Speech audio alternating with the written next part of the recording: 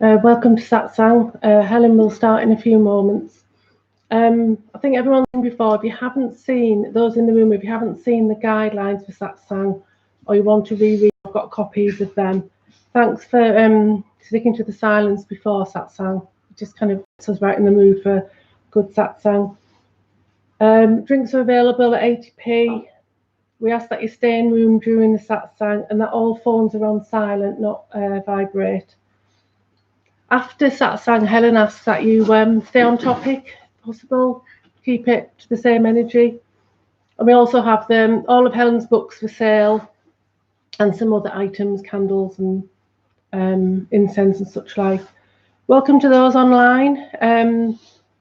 Any of Helen's books are available online, and I want to tell you about a couple of events that we've got coming up. We've got lunchtime Satsang, which is available online, which is January the 31st. It's a Friday lunchtime, 11 till 1. It runs pretty much like the evening one. Again, it's available online as well as people who want to attend in person. The retreat, which is a 2-night retreat, Friday to Sunday. I've got to say it's pretty amazing. It's if you want to spend more time with an enlightened teacher, it's an ideal opportunity. We have one guaranteed place left, and that will go. It's on the 27th to 29th of March. It includes meditations, satsangs, talks, a bit of qigong, and just time to spend on yourself. And we never really do it for any length of time. All events can be found on the website www.helenhamilton.org. Helen will start in a few moments. In about 5 minutes, 7 minutes she'll start. We're hoping to increase the lunchtime satsangs to once every fortnight, and that is happening in February. All details again are on the website. In March, there's only one due to the retreat.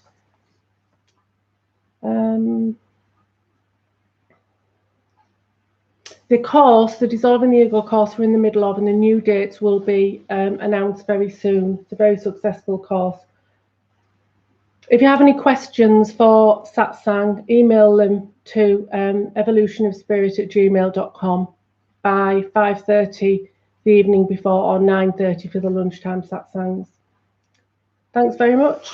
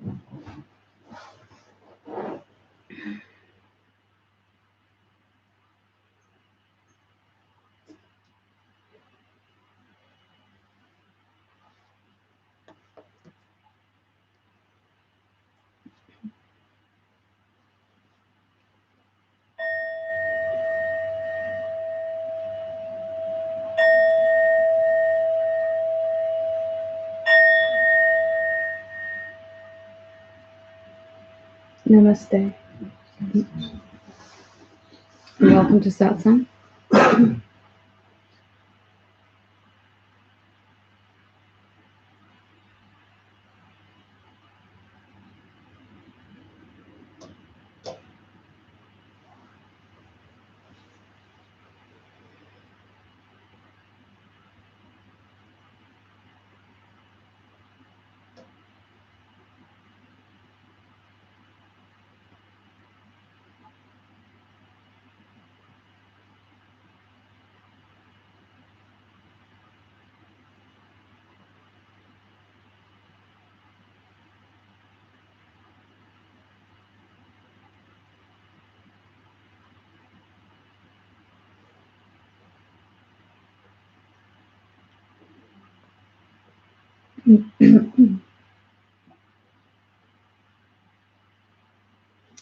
So,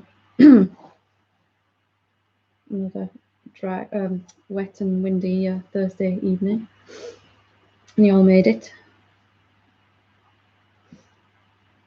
which is really good, really important, because Satsang is perhaps the most important place you'll ever find yourself in. It's not something to be taken lightly. It's something that we all end up doing eventually when we come to the end of our tolerance for suffering, our patience for negative emotions wears thin. And Satsang is for rediscovering really what we actually are. We've all been living in this dream state with our eyes open, assuming that what we're experiencing is real, assuming that what we're living as is real, assuming what we think about the world is real, about ourselves, about everyone else.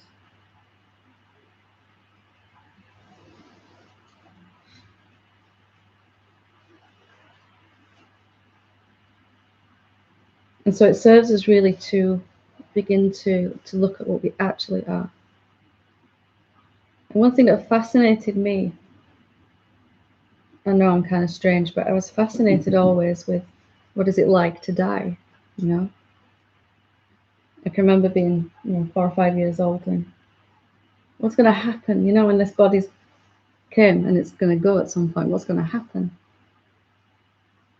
I think I even made the mistake of mentioning it to a few adults at the time who just looked at me a bit strange.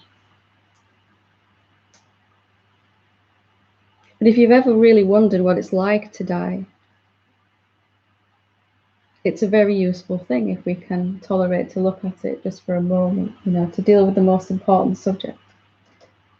Because we might just be able to break through something, we might be able to push through into our real self. Because everything that has appeared for you, everything, your body, your mind, your emotions, the ability to experience, all of your relationships, all the knowledge you've gained, everything is going to go at some point. Everything that's appeared is going to disappear eventually. Is that a pessimistic thing? Well, it is if you think that you are that body, this body only, this mind only. But if you can find out what we really are in the truest sense, that which is eternal about us and that which is always present, even when our body and mind seemingly superimposed over the top, then we'll come to be one of these strange people that doesn't fear death, that just is established in that realized state where there is no more fear, no more shame or guilt or any of those. So what is it that appeared for you, and what are you going to lose when your body dies?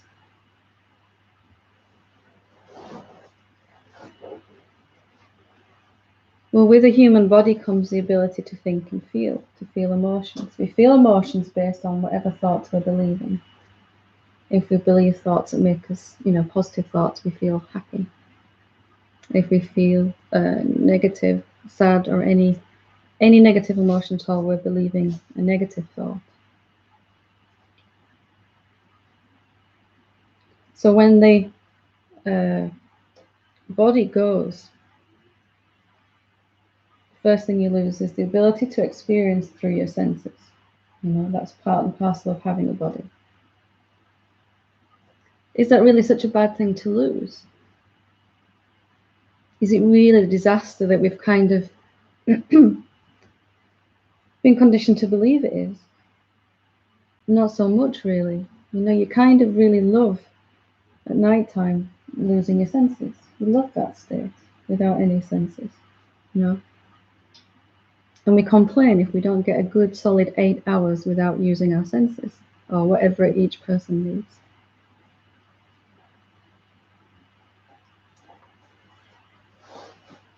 So there'd be no experiencing, no me here experiencing the world out there without a body. Is that a terrible thing to lose? End of experience.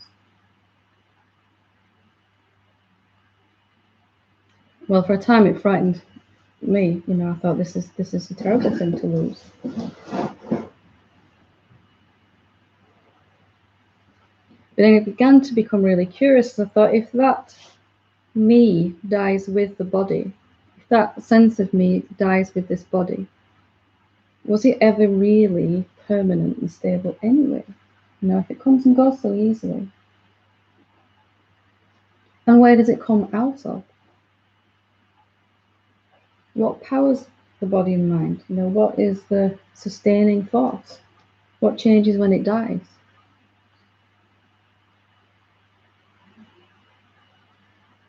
And we all instinctively know that there's something beyond our mind and body, because we don't say me when we refer to this. We say my body, my senses, my mind, my emotions, my experiences, my relationships, my life, not me. So all instinctively know none of this is us. Sometimes we may just need a little pointer as to what we actually are. So if you'd like to try dying now, we can do it together. Strange thing to say, isn't it? So first thing to go is our senses. And then the ability to think has gone when the brain stops working. Just not a bad thing at all, is it? No, just shaking your face. And again, you love that state without thought, without experience, without any separation, without any idea that I am only here in deep sleep. You love it. We all love it. We all sit and meditate for years trying to figure out and to get into a deep state where we lose all experience, and we naturally love it.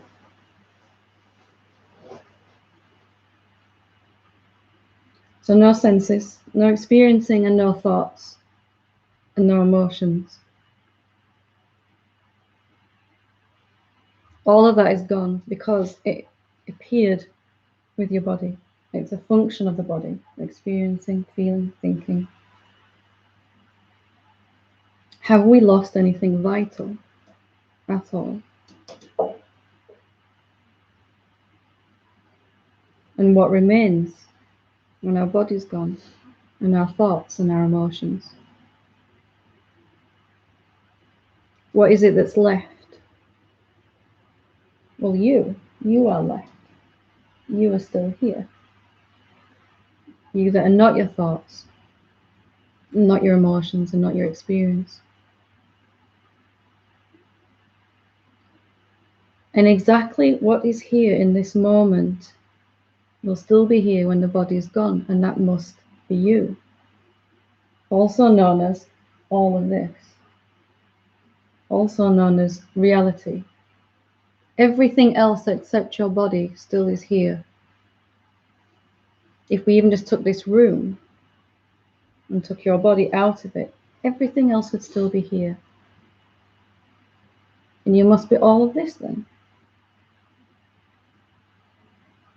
But when a body comes and you have the ability to think about yourself, you get lulled into this idea that you're only here, one body and mind.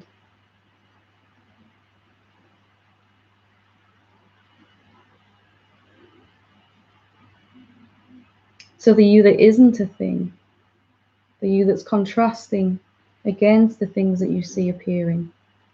Your body is a thing, your thoughts are things, your emotions are things, they come and go. All of that is changing and moving and appearing and disappearing, arising out of you. You are the background to all of this. You're everywhere and invisible and intangible.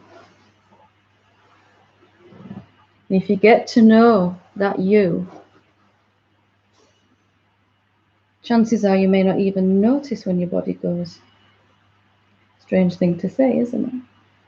You're so happily established in yourself as the one great being that is experiencing itself through all of these human bodies and all of these forms, but not limited by them. But you may not even notice when your body goes.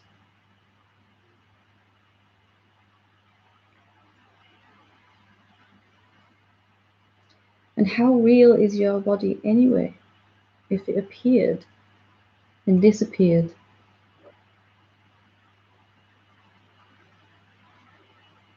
Is it really a thing that can stand alone on its own, or does it need you? Was it really born, or was it assembled in a factory from the elements? And really, will it just be disassembled when you lose interest in it? Strange way to talk, isn't it? If I grasp tightly this idea that my body's real and I'm living in it, then I'm going to fear when it goes.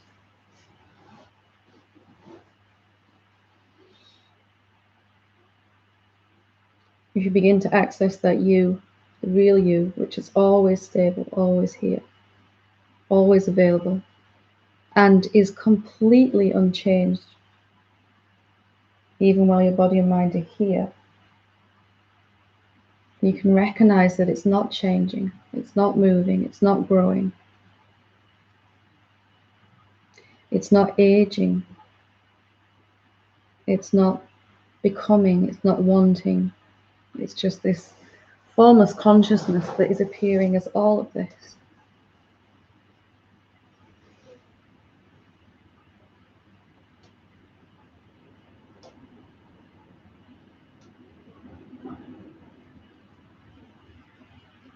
And when we recognize the real self,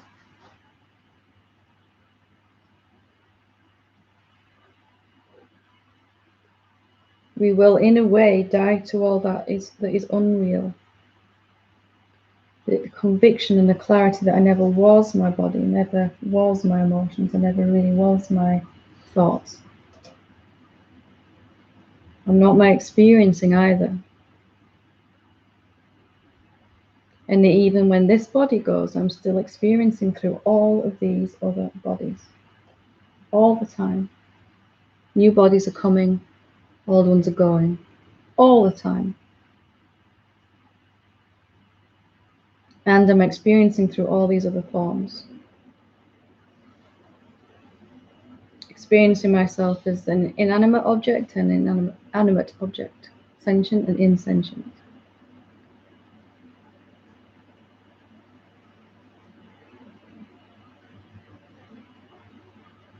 And certain beings have done this. They have let go of identifying with that which is temporary and become rather obsessed with finding out what remains after the body goes and what was here before the body came.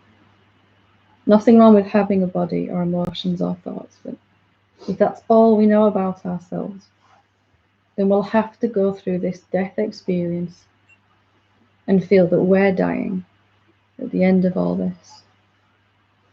And I don't know about you guys, but I didn't really want to do that. I think I've done that enough, and get it done tonight instead. So what are you without the ability to think, without the ability to feel, without the ability to experience? Incredibly peaceful, incredibly peaceful, incredibly peaceful, undisturbable, knowing that nothing has changed for you since this body arrived. Nothing has changed at all. That you can look through a body and use it to think about yourself and to converse with yourself. But you don't need it, and you never did. And really, it's just a pair of binoculars for you to look through at yourself.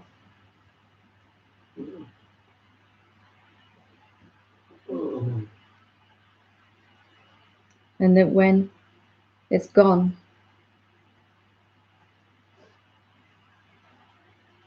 you'll be exactly as you were before, a moment before. All we need to do is to not identify with anything that's appeared. Anything moving, anything changing, anything starting and stopping, beginning and ending. Anything growing, anything becoming. And you can still enjoy all of this while your body's here, once you're clear what you are. You don't have to lose all this. You can have fun.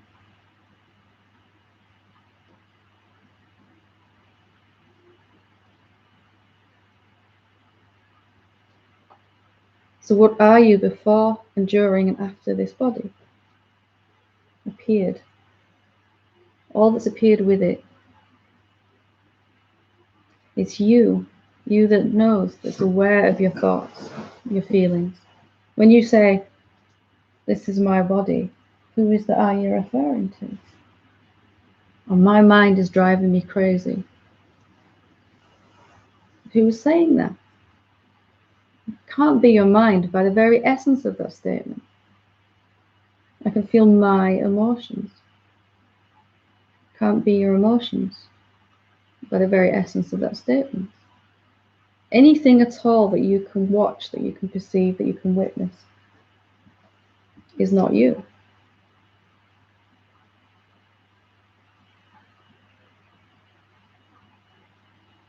And it needn't take a long time to figure this out. It can happen in a second. Where are you without a body? Where is your location if you don't have this to reference yourself? Who are you if you don't have thoughts to reference?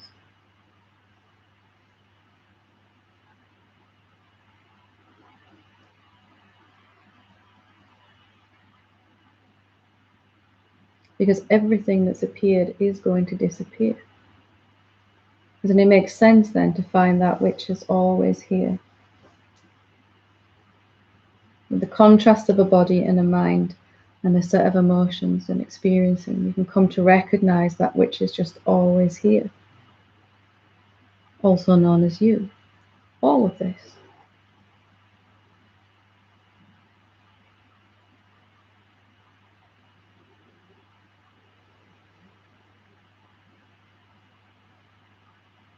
So that is what Satsang is for recognizing that you that's inside and underneath and around and in front of and before the mind and beyond.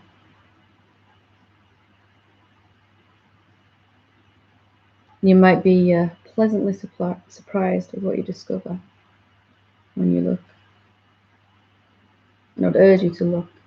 Don't leave it till the last breath. What is your last thought going to be? Will it be, I wish I'd, or will it be, I'm really glad that I?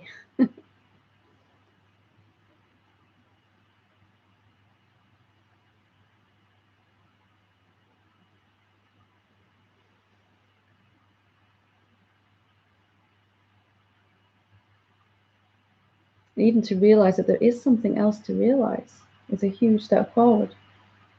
Most human beings are walking around with their eyes open, but dreaming still that they're a separate being. And how lucky you are that you found yourself in this sort of situation where you can really realize what's true.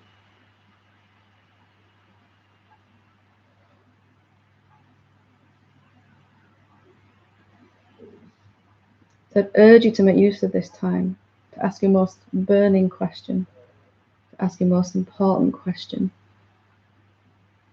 The I really need to find out what happens when I die question, right now. And just like everything our mind says is scary, when you actually do it, it's really not. It's really quite the opposite.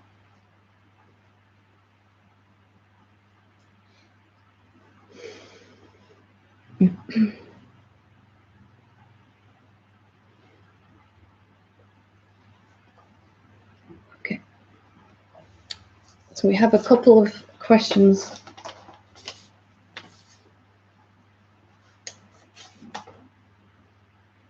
This question says, these were emailed in. Last night, I had a massive surge of energy again. Excuse me. Last night, I had a massive surge of energy again, like I did when I had the first experience of my true self last year. Feelings of ecstasy, love, bliss through my body. There was some resistance because it was so strong. There is a deep underlying peace today, but thoughts and emotions still trying to grab my attention. Therefore, there is some anxiety. Did this energy come up because some of my ego has dissolved? So last night I had a massive surge of energy again, like I did when I had the first experience of my true self last year. Feelings of ecstasy, love and bliss throughout my body. Not too bad, is it, for dying? There was some resistance because it was so strong. There is a deep underlying peace today, but thoughts and emotions are still trying to grab my attention. Therefore, there is some anxiety. Did this energy come up because some of my ego has dissolved? I have to say, yes. Each time some fragment of our old self dissolves, all the energy that was tied up in really believing in that idea of ourselves as a someone is literally liberated. So you might experience these really big surges of energy through the body as a large chunk of what we thought ourselves to be, the limited being that we perceived ourselves to be, disappears, just falls off. Sometimes that is catalyzed by some suffering or some situation. Sometimes it just happens by itself. More and more, as you get deeper into this process, parts of your old self, who I really thought I was, the someone I thought I was, will begin to disappear. More and more it's replaced with this love and peace and knowingness and ecstasy sometimes. And this certainty that I never was a someone begins to replace the old idea that I never was just somewhere, that I was always everywhere and everything. So each time some old fragment dissolves, there will be some freed up energy, which it may take your body a little while to get used to. There's also be some resistance too, maybe some anxiety as said here, because our old self, who we knew ourselves to be, can feel itself kind of crumbling away, and something inside says, hang on a minute, this is a little bit dodgy, And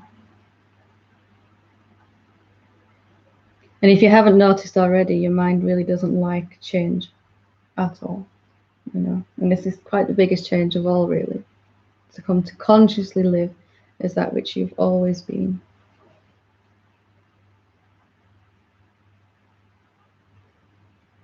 So that deep underlying peace will begin to become more and more noticeable and stronger throughout the days to come as things begin to dissolve.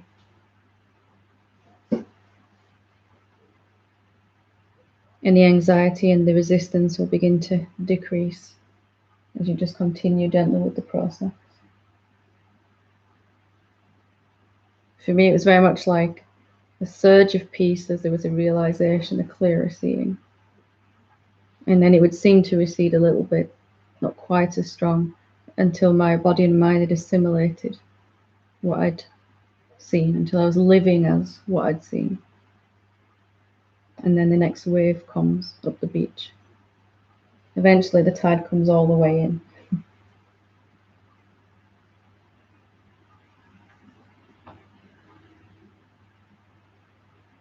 Each time there is one of these surges, it feels better than the one before.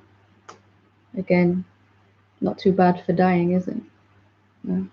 It's not the death experience that we're all taught is so scary and horrible.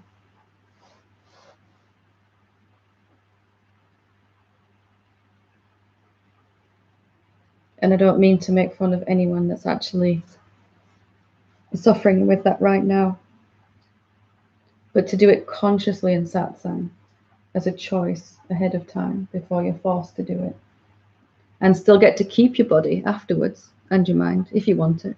Don't have to keep that. And the ability to feel joy and love and ecstasy.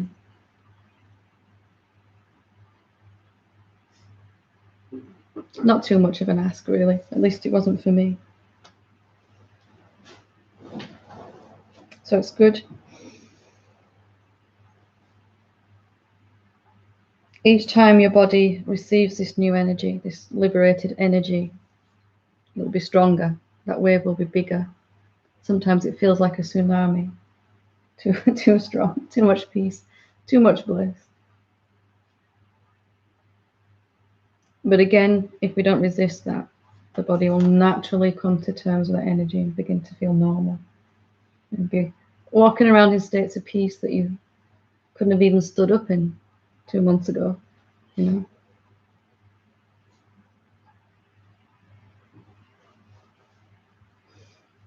Okay.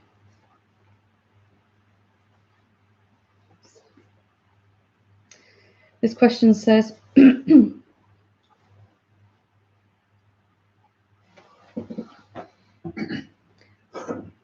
my life has changed for the better, and mostly I live in peace and bliss, recognizing I am the peace.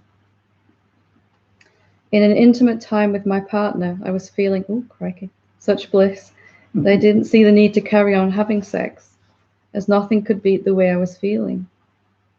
And physical body sensations dropped away. My question is, why bother doing things I enjoy or feel pleasure when life is so blissful? Again, it's a good problem to have, isn't it, really? Yeah. It's good as well, because usually how do I get rid of this anxiety, or how do I get rid of this anger? So my life has changed for the better, and mostly I live in peace and bliss, and recognizing I am the peace. In an intimate time with my partner, I was feeling such bliss that I didn't see the need to carry on having sex, as nothing could beat the way I was feeling. The physical body sensations dropped away. My question is, why bother doing things I enjoy or feel pleasure when life is so blissful? I really want to say about this is, if we are still believing that we are choosing our actions, then there might seem a choice in a moment like that. How could I possibly feel any better than I do right now? Even in an intimate moment like that, even in the most intimate moment that a human being can have, how can anything possibly feel any better? And some of the states that you experience, that as the peace builds, as the love and the intensity grows, you might feel that way at some point. But really, the body and mind are just functioning on their own. They're just continuing on their own. They're just doing their own thing. They've never really been the decider or the chooser of actions. And as you wake up more and become more and more established as that, you'll tend to find that whatever you're doing, your body is doing, or your mind is thinking, is going to be in line with how you're feeling.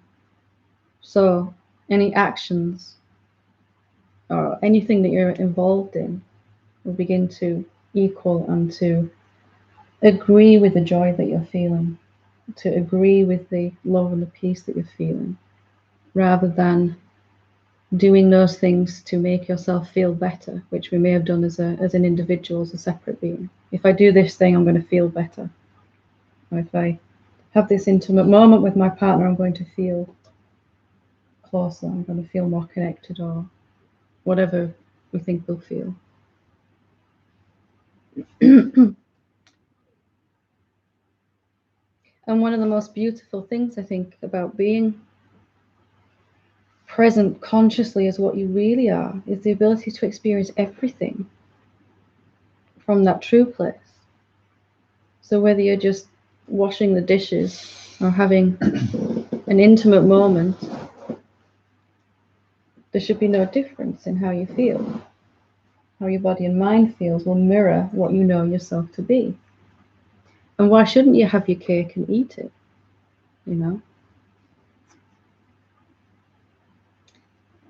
Some of you might know I'm a little bit of a stickler for this, because I really don't like this idea that has come with enlightenment somehow, that we withdraw from the world afterwards. You know, that we won't need any of that stuff. We won't want any of that stuff. To me, if enlightenment has gone deep enough, if the seeing has been clear enough, then it'll pervade all of our lives and all of our relationships, intimate or otherwise.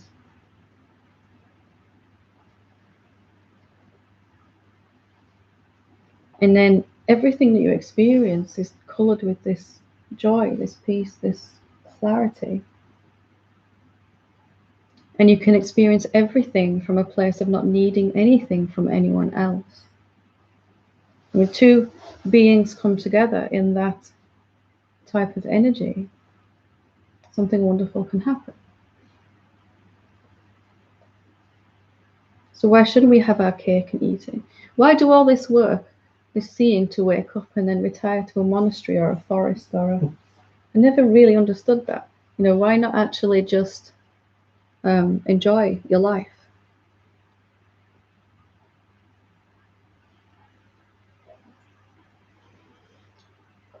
I mean, that's what some beings have done in the past. They have withdrawn, but there is nothing better as a human being than actually being comfortable in your own life. Finally, everywhere in your own life, everything, every part of your own life. You know, finally just being able to be you. Right back where you started, just you, but knowing what you really are and just enjoying every second of it. Knowing that it's just going to get better and better. The deeper you wake up, the clearer you're seeing. Every action and everything you experience is going to enhance that.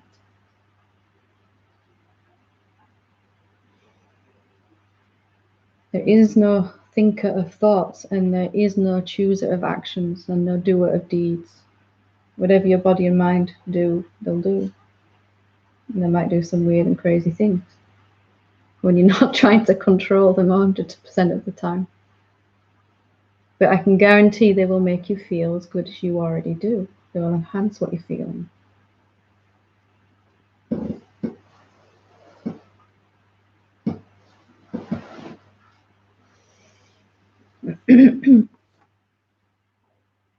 Very good.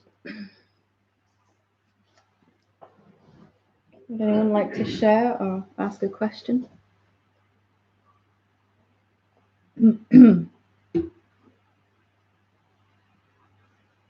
Yeah. I'm not really sure what she is. Probably can't beat that last question.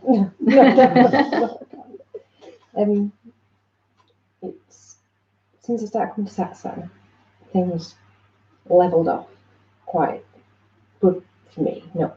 No big tops and bottoms. Yeah. Since I started doing the dissolving the ego course, I've had at least a couple of occasions where I've been really sensitive and emotional and weeping. And I've just wondered if and then I've ended up doing then, trying to work out why, rather than being. And is that part of the process? Because I thought last night, oh, you're trying too hard, because I was trying to work out why. Mm-hmm. And then sometimes it helps to know, what the process is that's happening. It does help to understand. the one on Sunday, I was like, I've taken something somebody had said the wrong way and I was tired.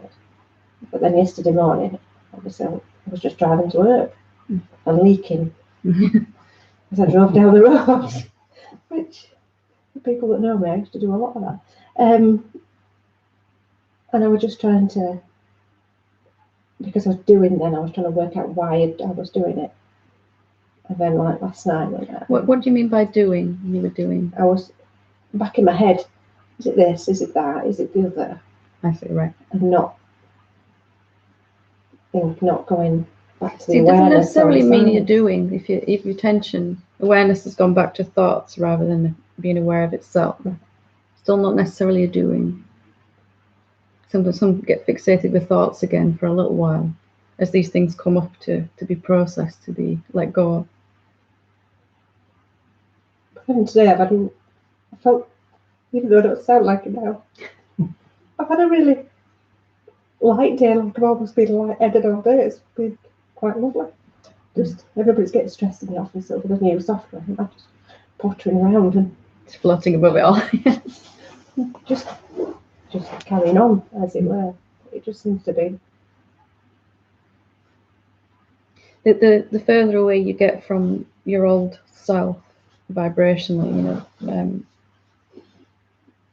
all this tangled ball of thought patterns becomes more and more obvious, that we used to call me, this kind of stuff going on up here.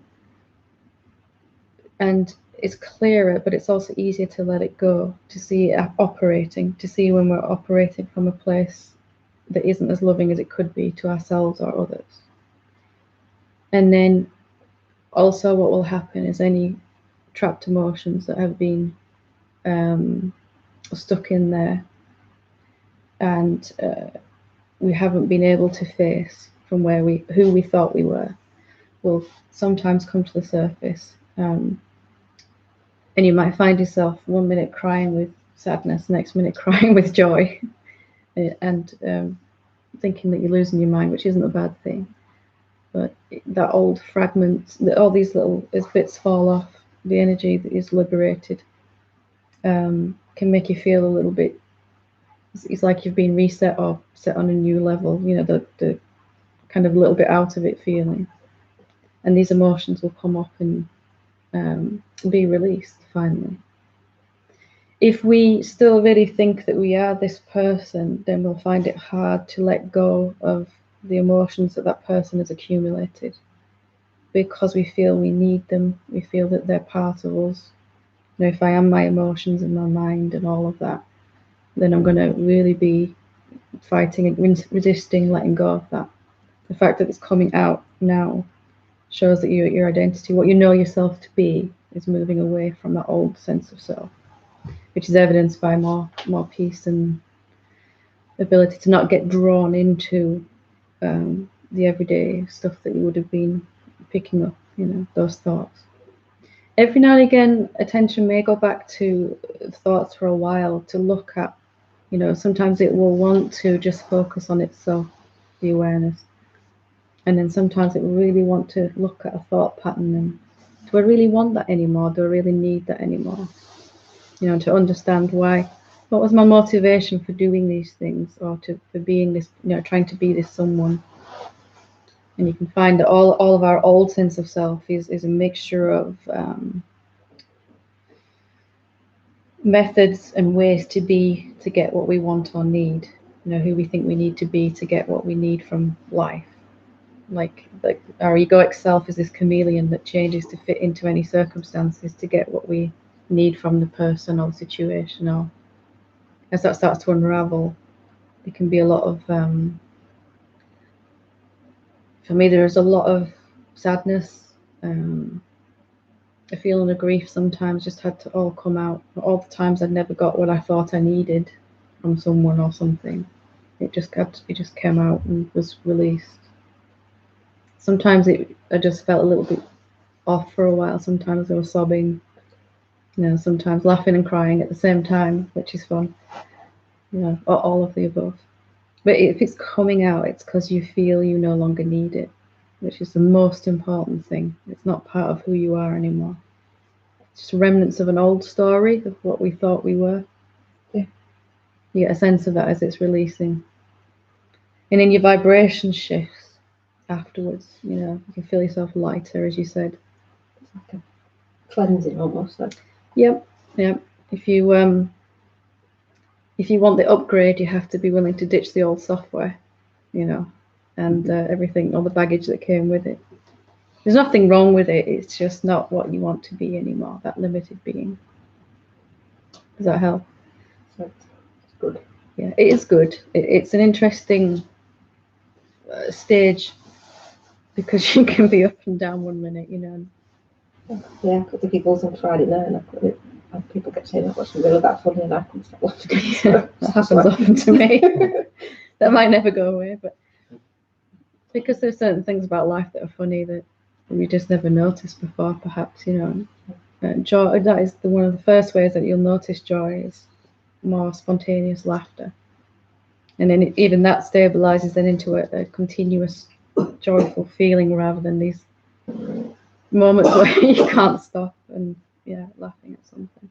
It's very good. Yeah, if it's coming out, it's because you no longer need it, and you can feel that somehow. You feel cleansed afterwards. You know, can't force it, but it'll just happen on its own. It's coming up. Yes.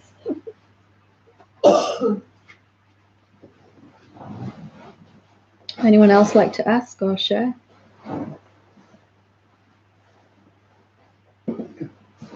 Yep.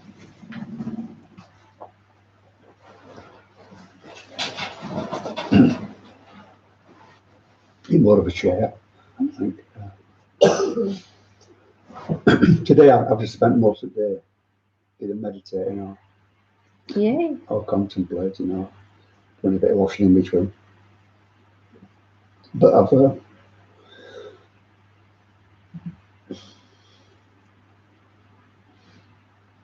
a little bit about it back end about being a doer. And I was looking at what am I? Yeah, that's how looking at what am I? And I can't explain it really.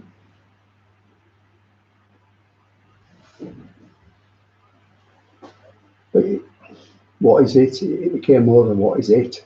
I am this. Mm-hmm. So what is that? You know, it got turning around that way. Yeah. And then it started to become more. I've heard it before, so I don't know how much is memory or seeing. I don't know.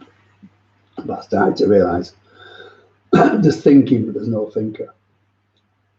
Yeah. There's perceiving, but no perceiver. Feeling, but no feeler. The main assumption we all have is that there's someone this here. This I thing. That's why I got that all the senses are reporting back to, and the thoughts are being seen by this entity called me. Yeah. That's seeing it all, and it becomes clearer that there really isn't one. That's what. So I've sort of changed the word from me to I, but it's still that person thing, which I'm identifying with. And I realised that even that it don't exist yet. It's just we call it I, we call it self. We don't know what the hell. It's just a name we give to this nothingness. This whatever it is, and it became more obvious than it had before. You see, a little more in depth. I'm spend a bit more time with it. Because we imagine that if there's some experiencing going on here, there must be an experiencer. That's right. It's like the next assumption. I still do it. Sorry, You know, it's okay. But it's as I say, it's not that deep, but it's technical. But it's a scene which I hadn't noticed before. Yeah, and it becomes clearer the more you look that there's just experiencing. That's it, experiencing. Something is seeing, but it's not a subjective seer like we think. I am the subject here, looking at an object out there, or an object in here, thought. There's nothing here looking at an object out there. That's what There's just looking happening through the body, the senses, and it's not limited to an actual entity. And it's very weird when you first kind of see that. It's like, oh, because we're conditioned to think there must be a something watching, you know. Yeah, I'm still doing that. It doesn't exist. Well, it could be that your sense of I gets upgraded to the, you know, what you mean when you say I becomes this watchingness itself, right, without an actual watcher, or the seeing itself without an actual seer. So next time I think of that rather than. It becomes more and more what you mean when you say I without, like every time I say I, what I really mean is all of this. But obviously I'm not gonna, you can't really walk around going, hello me, how are you today? I know. You know, you've got to use I and you. But see, I've got to realise what I'm saying when I say I. That's the difference. That's what I think that's the difference. I've got to get rid of now. And the clarity when you see that I is really not limited anywhere. No. It's the same I that's looking through every eyes and listening through every ears, every pair of ears, that is calling itself, when it thinks about itself, it somehow gets the idea that it's only here. That's right.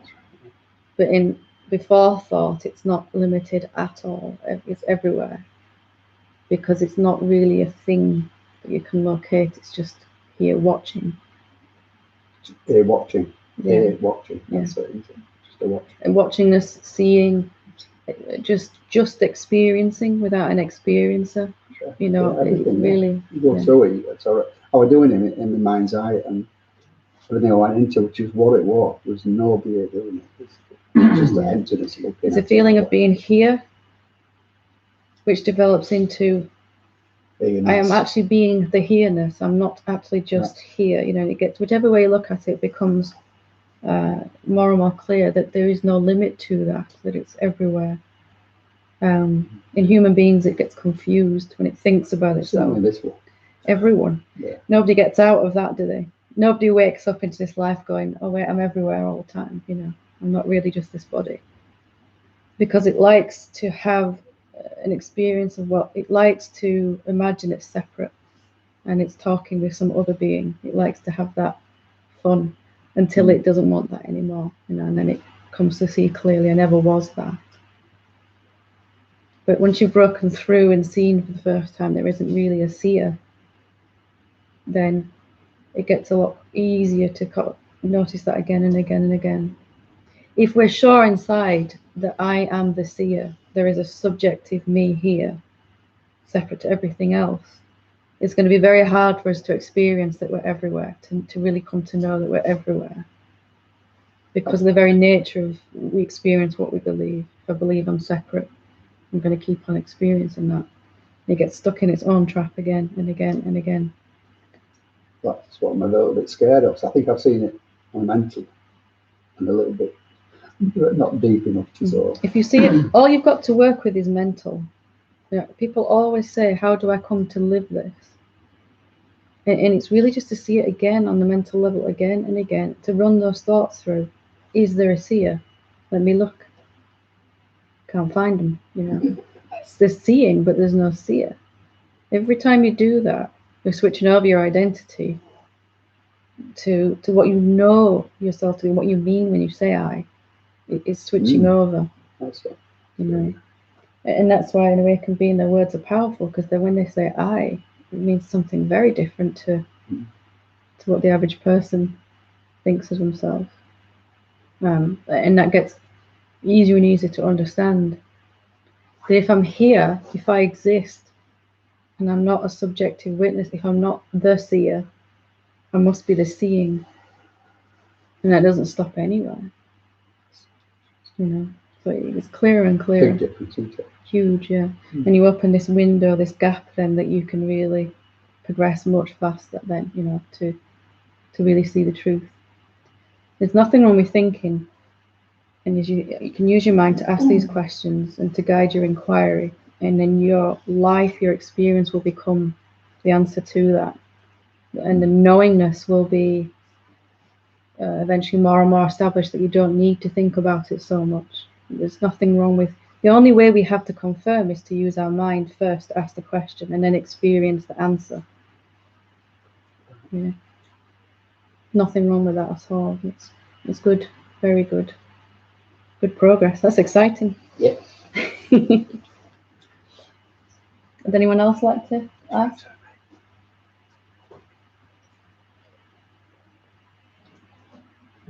Yeah. I'm going to do a little share. I think you've already answered the question, really. Okay. I'm doing the course. Got a little plug this, the Dissolving Ego course. And these last few days, I've been really quite stunned, really, with these like waves of old hurts just surfacing up. And you did say that would happen. Did I? But I kind of thought, not quite those words, but I kind of thought, like, what happened to me, that would be all right. So all this Nobody gets away from it. No, so all that I've really, you know, almost quite overpowering sometimes, all these old negative thought patterns that I thought that kind of I've moved on from have been resurfacing. Yeah. So they're really quite, rather than me finding my peace, they've been unsettling my peace because I've been there. So I think you've already answered it with the first question, really. It was more just an observation that you're absolutely right, it does happen, and it's happening. And I'm not really sure where they're coming from, but they clearly need to come out. Definitely. Yeah. And it was the same, as I said before, it was the same.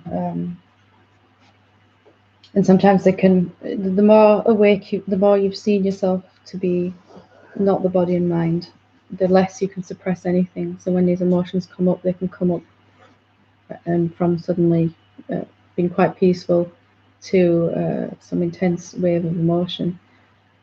But as it's happening, even there's a sense that this is a clearing out. This is something, you know, it's not the same old, as an egoic self.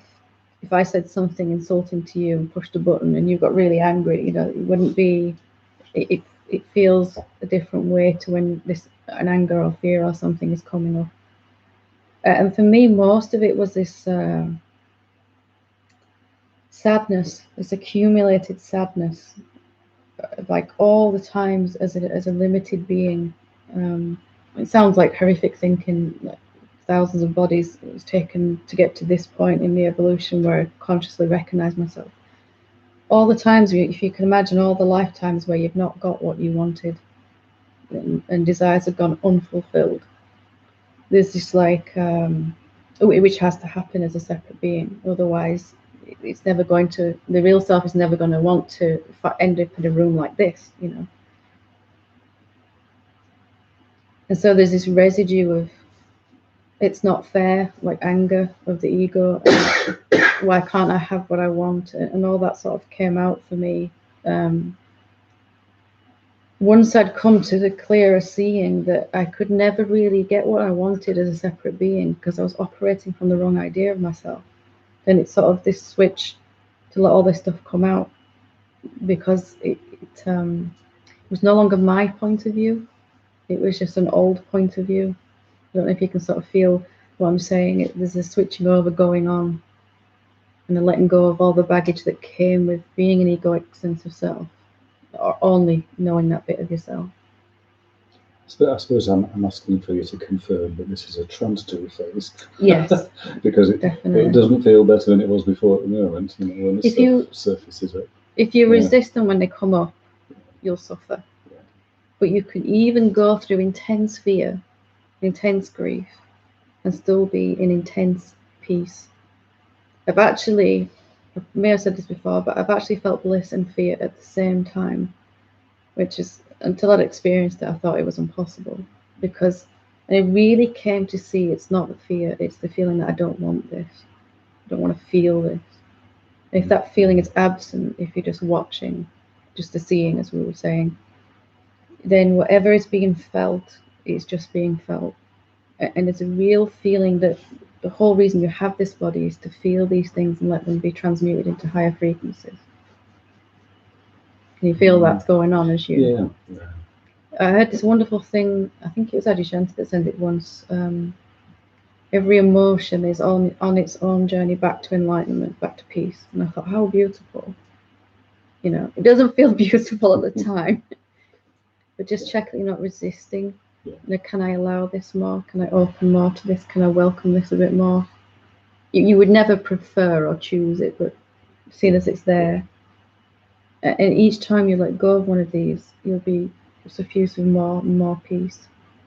No, I just wanted to share with you. It's Yeah, just the it's strength really of it good. surprised me. It really, as well. yeah. So, And this is what it's not the nicest stage to go through, but to me it's clear evidence that you're transcending ego, moving away from it, because this stuff is coming out. If it was still in there, yeah, very good. With anyone else? Okay.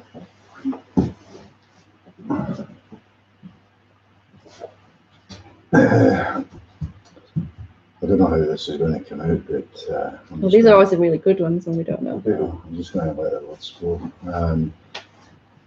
I spoke to you briefly before, and I told you about issues that I had in the past that I've been carrying for a long time.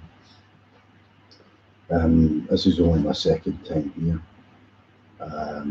When you read the two emails, I could totally relate to them. I guess I came at a crossroads in my life, and all the stuff you're talking about releasing. I guess my back was up against the wall. I'm 62 now, and for the past 58 years, I've been carrying this. And I guess I've been guided by, you know, like you're saying, trying to fit in with other things. But I had a difficult, when I came probably just after New Year, at the beginning of the New Year, I had to share, and I had to share to people that I didn't know. And I got a massive sense of release. I wouldn't say total peace, but there was a massive Something different.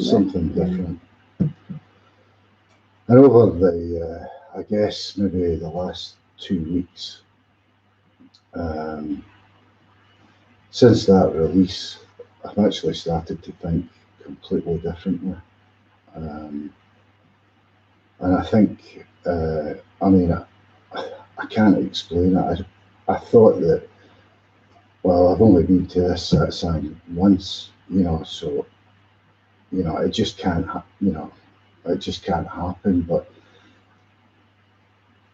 I'm walking about now,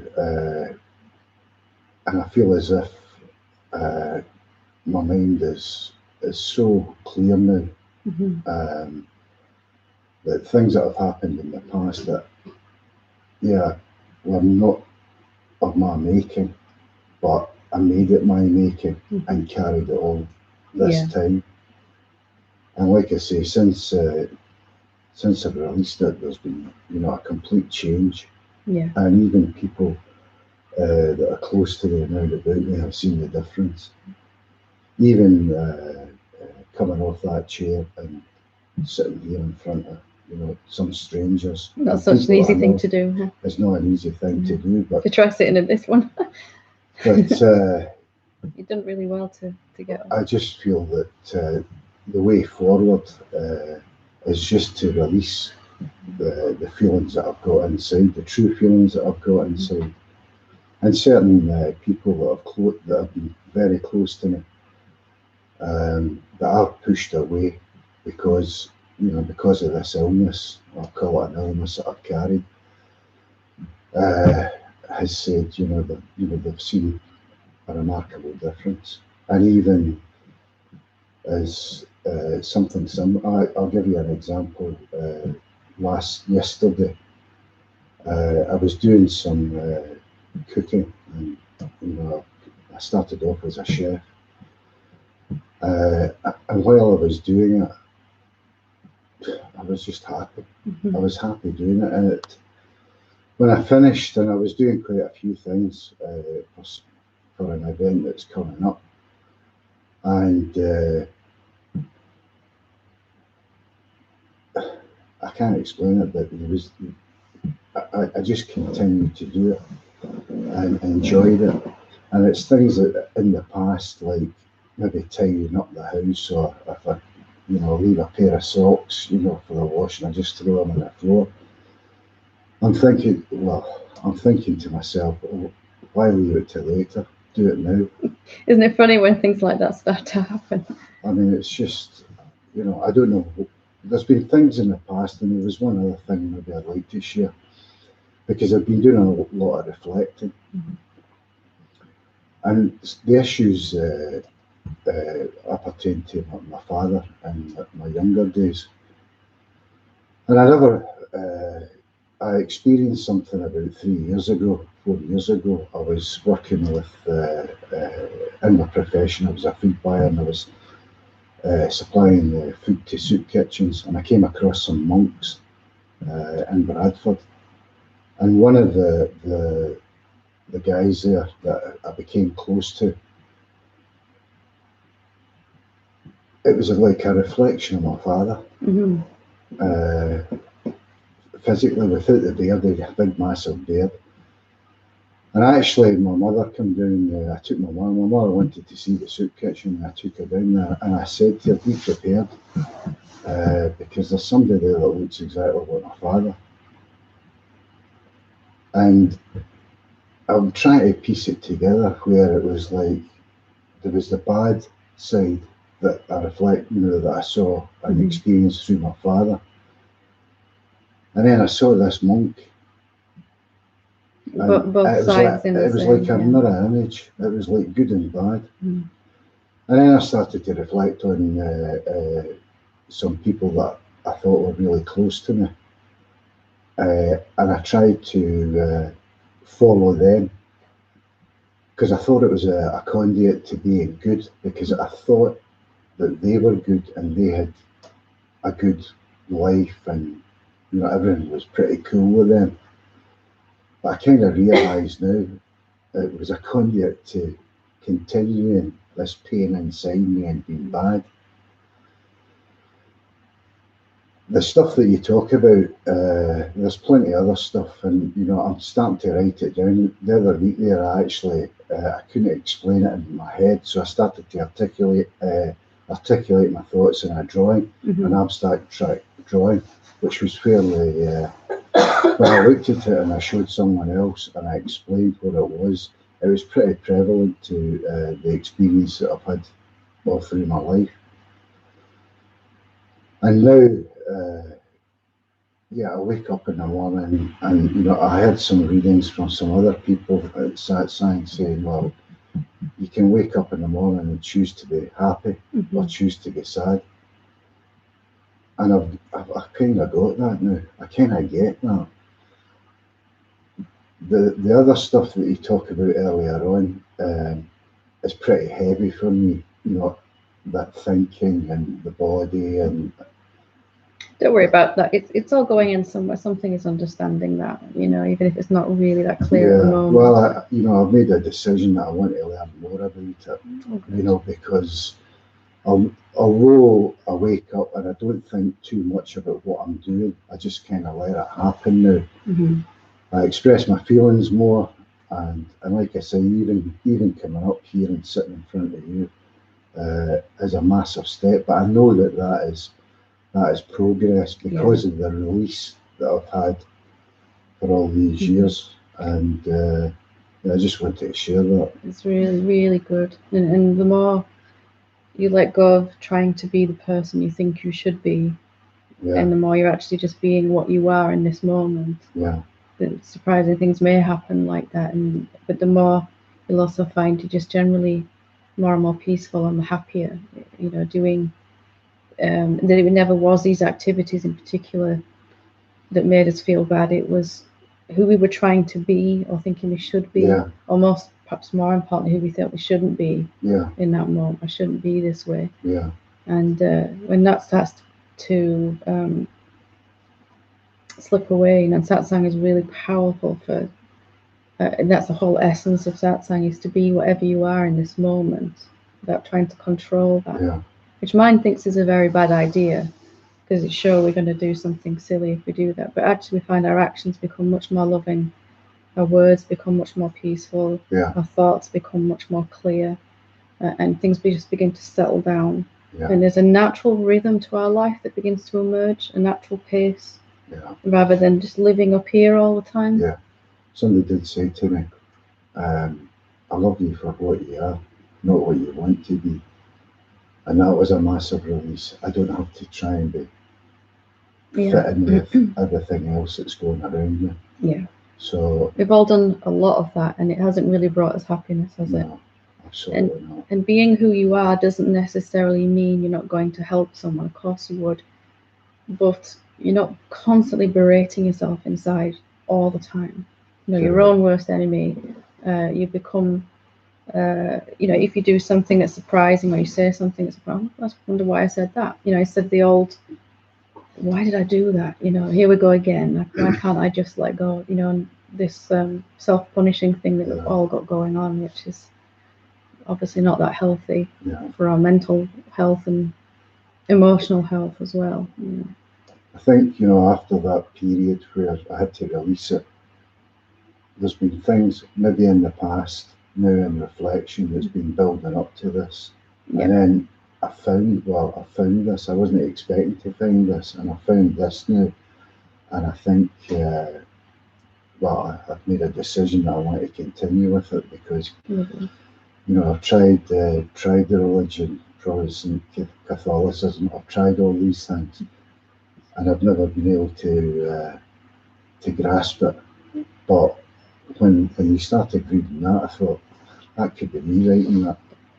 It could be me. So we all, as human beings, we all struggle with very similar things. We all struggle with some very difficult thoughts and some very difficult emotions. And really that is held in place, as we've been talking about earlier, by believing that we are this certain person. This is how I am. This is what I want, what I don't want. This is, you know, this person likes me, they don't. And it's all going on up here.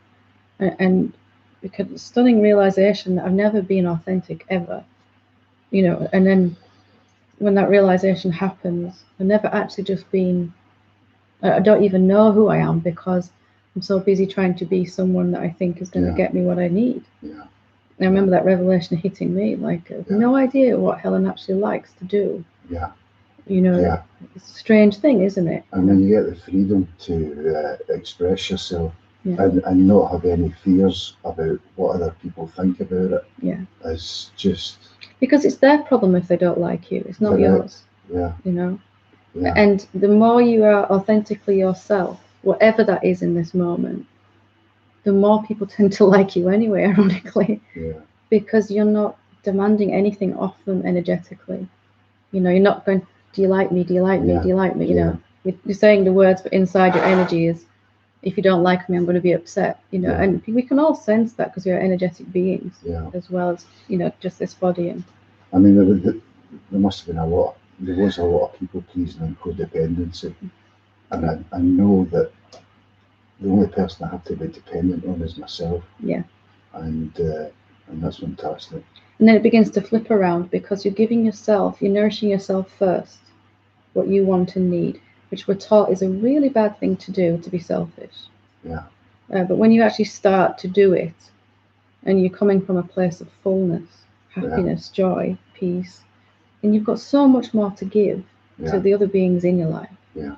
Instead of running around on empty, trying to please other people, and desperately hoping at the same time that they're going to give you what you need. Yeah. It's just, how can that ever work? It's crazy that we do it for so long. Yeah. And the pain that I had that was here, it was probably because I wasn't eating, and I started eating better, That's very and good. the pain went. Yeah. And I was thinking that the pain was being caused by the thoughts. Yeah. And then when I started eating properly and healthily, the pain just disappeared. We And usually that's when- find if we've got mental pain, we end up with emotional pain, and if it's chronic enough, physical pain, and that they're all the same pain appearing in different ways. Yeah. And we start to fix it on one level. Yeah. And Satsang does that on the most direct level, but it does begin to seep out into your mind and body and affects your behaviours and how you think and feel about yourself as well. It's really good. Thank You even look different from last week. You look brighter. Yeah, I do. I feel great. Well, keep up the good work. You look Thank really you. excellent. Did you want to? Anyway, do you want to ask or? Yeah.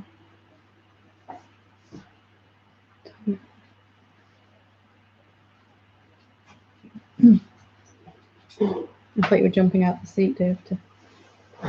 No.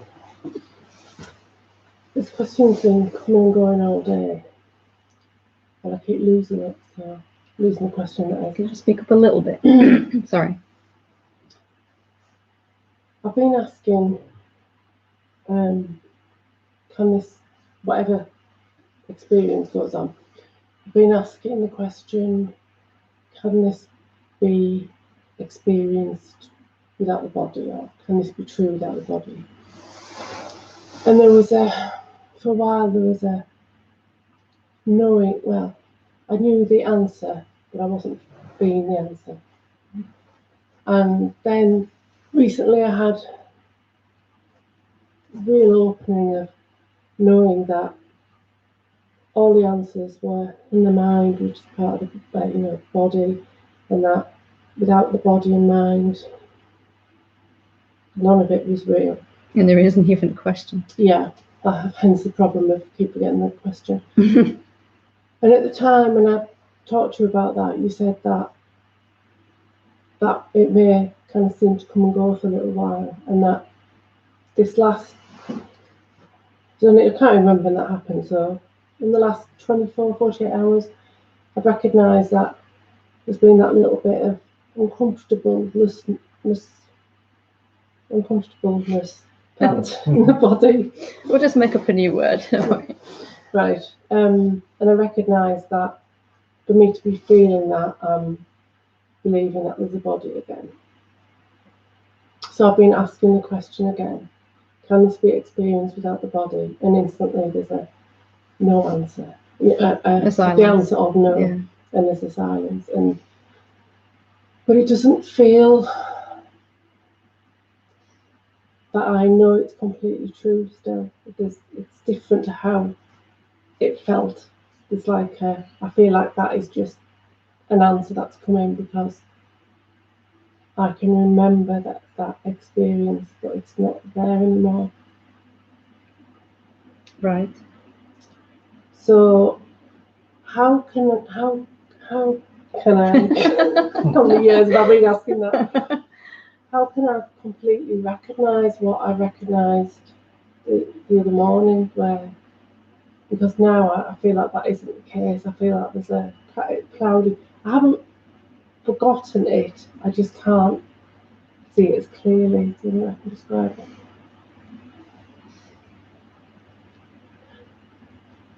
Without the body and mind, do you even need to see it?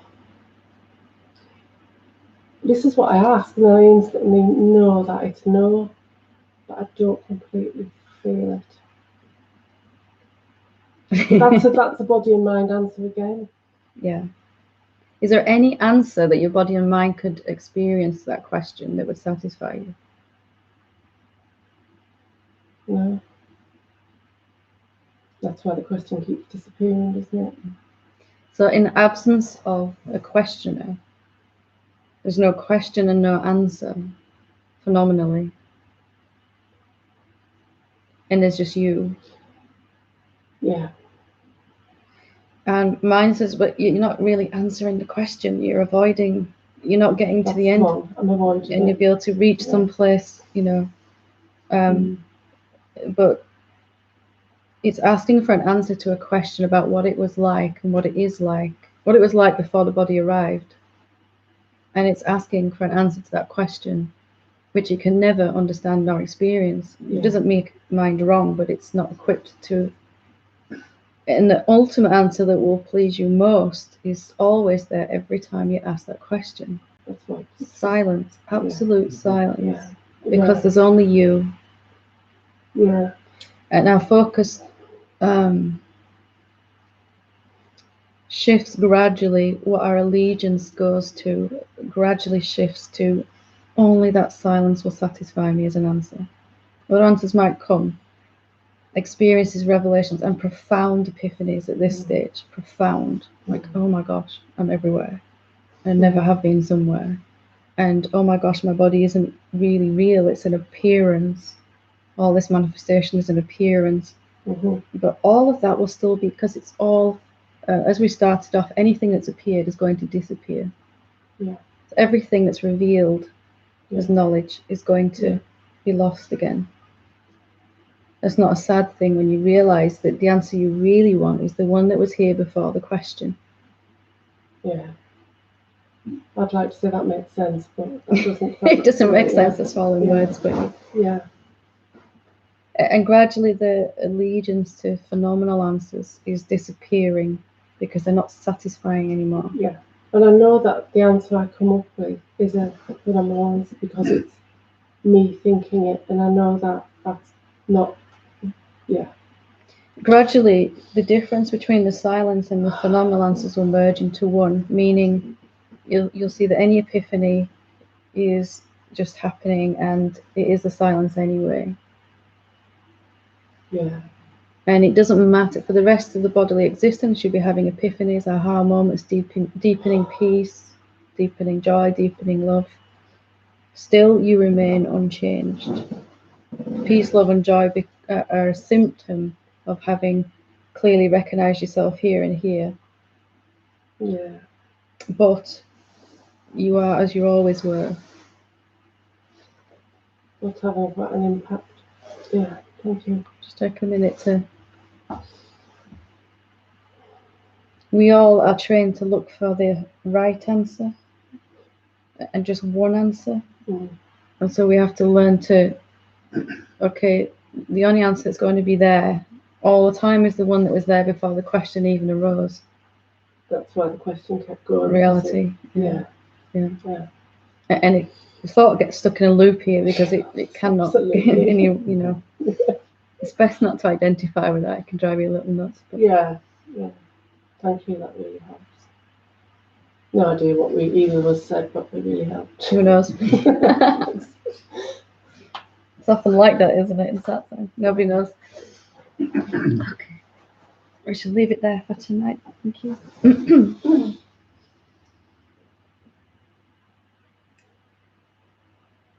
Namaste.